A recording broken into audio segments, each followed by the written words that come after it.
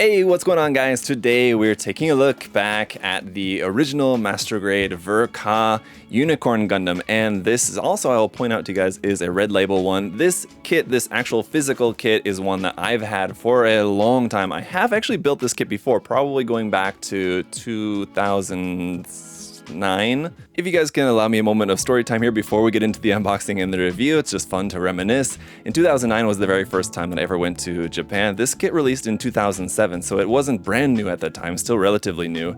I don't think that I had ever really heard that much about Unicorn like as a series really yet. It was still very new at that time. And at that time I was in university and I wasn't really doing much Gunpla. I was probably following it a little bit online, but I just wasn't really doing much of it at the time. So when I was in Japan in 2009, there for the first time, I saw the Unicorn and also the Shinanju Ver.Ka, which we will also be taking a look at here as well. We'll be taking a look at that one very soon. And I absolutely fell in love with it. I still remember vividly at that time being at the stores, seeing the Unicorn and Shinanju boxes there on the shelves, just beautiful, that Katoki, beautiful box art there. It just made such an impression on me.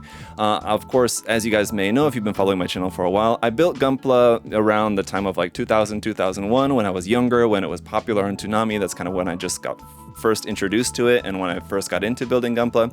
And then for like majority of like high school and university after that, I kind of wasn't really doing it that much. It was really that trip in 2009 going to Japan that really got me back into Gunpla, because I saw everything there and I picked up a bunch of stuff and I brought back a bunch of stuff with me. After that, the next year is when I graduated university and moved to Korea, and I started buying more Gunpla while I was there. And so anyway, I have a love for this kit, definitely. I know that the original Ver.Ka kit does have its issues, and we'll certainly be talking about that in today's video, in this review.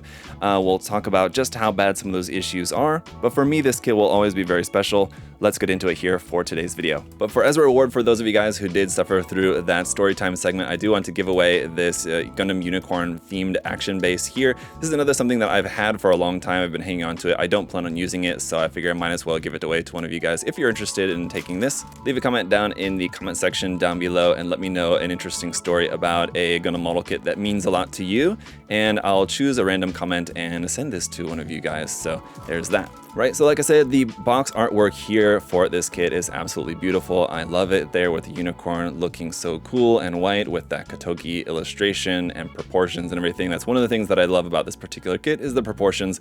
The kit does have its issues, but I think just in terms of its overall design and proportions, it's just a really, really good looking rendition of the unicorn. Interestingly, here on the back side of the box, I want to show this to you. This is something we don't normally look at in these unboxing portions, but we have this big thing here on the back side of the box that I'm pretty sure is not printed on this kit anymore. I would be interested to know if it is. I think this is something that's long gone away.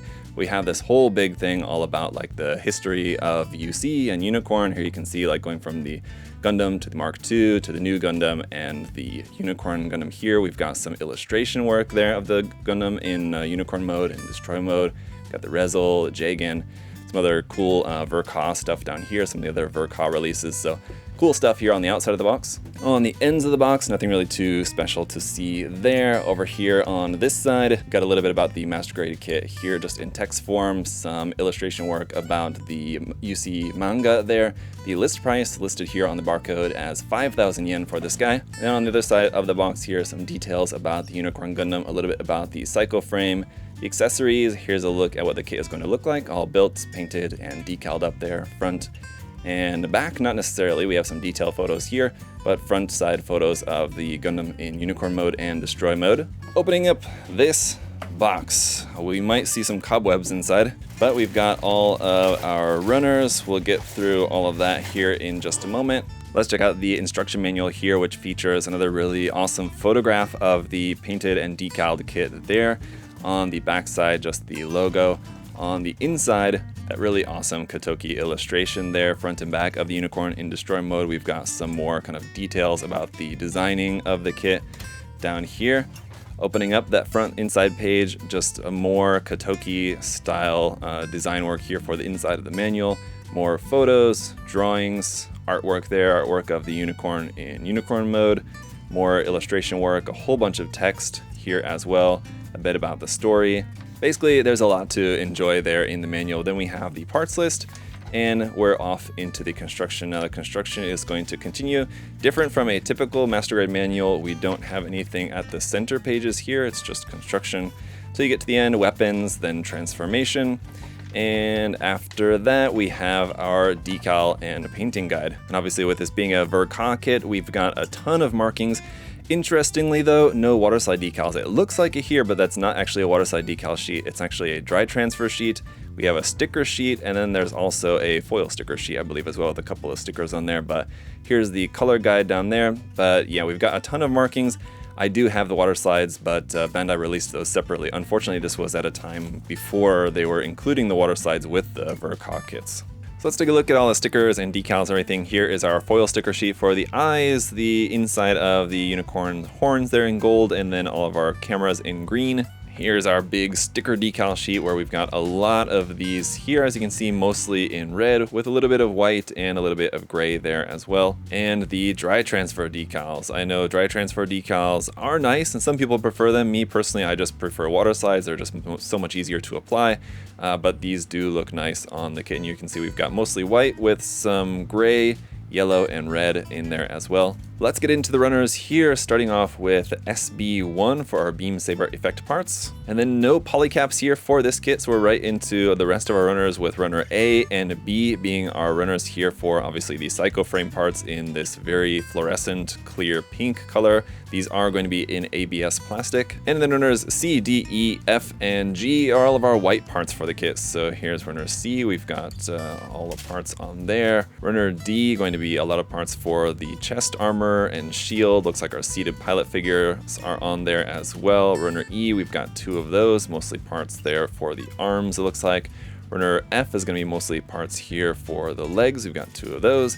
And then runner G is going to be the last of our white armor parts here. And then we get into one of the issues here with this kit with all of the inner frame parts. This is going to be runners H through K are all of our gray inner frame parts, but these are also, like the psycho frame, all in ABS plastic. Now for the psycho frame, I feel like it's less of an issue.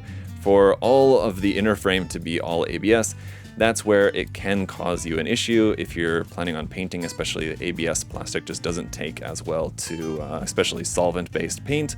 So it's something that you do have to be cautious with. But there is all of our runners, actually through runner L, I should say there. Runner M is back to regular polystyrene plastic here though, thankfully, in a little bit lighter color of gray for all of our thruster bells and a couple of parts there around the midsection. Runner N is in a really dark navy color here for all of our weapons parts here mostly. Runner O we have 2 of is like a dark teal kind of color here for the ammunition for the beam magnum. And lastly, in like a lighter navy color here, runner P is going to be some parts in that dark navy blue color here for the shoes and the backpack. Alright guys, here he is all built up, just gonna blow out the whites there on the video, I know, but here it is in unicorn mode. That's how we're gonna be taking a look at it to start off this part of the review. And obviously, again, this is a kit that's been out for a long time. This review is not going to be necessarily super anything new or anything too groundbreaking. A lot of you guys have probably already built this kit in one form or another. We're just gonna be kind of taking a brief overlook of the kit here in this video and just kind of talk about like what makes the Ver.Ka maybe worthwhile or not, and we'll just kind of talk about how it might compare with some of the other different iterations, different versions of the release of this Master-Grade kit. So let's go ahead and get into it. As for accessories here, we've got the beam rifle. I've never really been a fan of the fact that it's molded in a dark blue color for this kit. It does sort of look dark blue in like some of the artwork, but it's always to me seemed like it should be more of a gray color, like a dark gray, less blue. But anyway, note that it doesn't have a clear part for the camera in the top. You do have a metallic green sticker you can put on that, which would definitely, I guess, probably look a little bit better, but it's just a solid piece that you have inside there. On this side, the handle does fold out for a 2-handed grip. On the other side, you have this little peg right there, which will allow you to plug this onto the forearm. You can plug right onto the back of the forearm like that, which is pretty cool, although I'm not sure if we ever really see that in the anime. I don't recall anyway. And then we also have this little fold out bit here, which is a little tab that folds out and allows you to plug this into the backpack. This one's also kind of challenging to get out, but if you can get that folded out like that, it's just gonna plug into here, and then you can have the beam rifle stored on the backpack. So that's all good and well. You'll also notice that there's a peg hole in the handle for plugging this more securely into the hand, and then you are actually able to physically change out the ammunition by sliding this front part forward.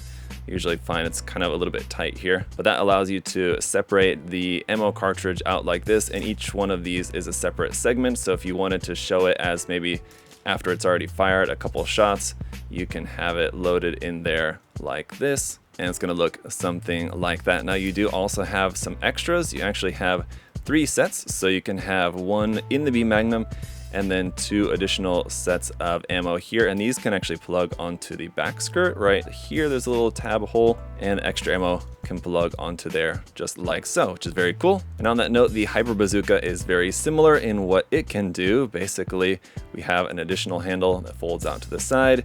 We have on the top here a peg that folds out and allows you to plug this onto the backpack if you want. And then a sliding gimmick of the barrel extending out like that for when in use. Very nicely detailed here, as you can see. The ammo at the back, this is once again also removable. In my opinion, a little too removable. I find that this falls out too easily. It doesn't really lock into place.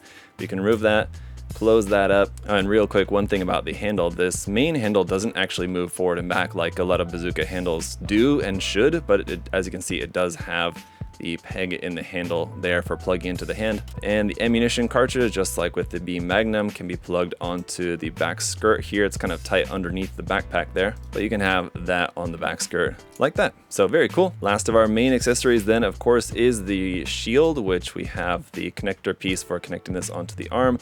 And then obviously it's all folded up. You're gonna expand this out all the way there and fold out the sides for it to be in destroy mode.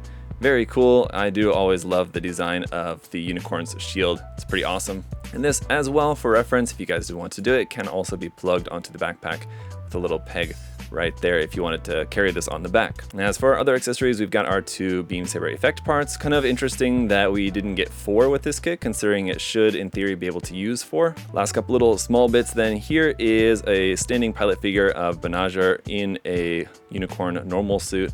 There, 1/100 scale pilot figure, and then an action base adapter piece here as well. And finally, our transforming V-fin. So what I've got here on the kit at the moment is the solid unicorn V-fin, which is what I would highly recommend using if you're gonna have it in unicorn mode. That said, you can use this folding one, although as you can see, when it's folded up for unicorn mode, they're not quite tight together. So this is basically the V-fin that you're going to use when you wanna have it in destroy mode. So just very carefully opening this up. You can see when it's opened up, and this is with the stickers on it. These parts are normally just all white. I did go ahead and throw the gold stickers on here. That will look okay, although it's definitely nicer on the MGEX kit where they're pre-printed for you, but that's gonna be our transformed V-fin. So as for the kit itself, not gonna go through necessarily all of the articulation in detail. One of the most notable parts about this, which was changed from this kit to the OVA version, is in the knees. So basically this part here for the side of the leg, these parts are modified to be a little bit shorter at the back of the knee, which will allow you better knee articulation, as is with this kit. You can see here when I have the knee bend, these parts are colliding with the thighs and don't allow you to move the bend of the knee any more than that. So you do have a double joint, but you don't even get 90 degrees out of it because of that. So that's why they ultimately changed that design there for the back of the legs in later versions of it. So it's one downside of this version of the kit for sure.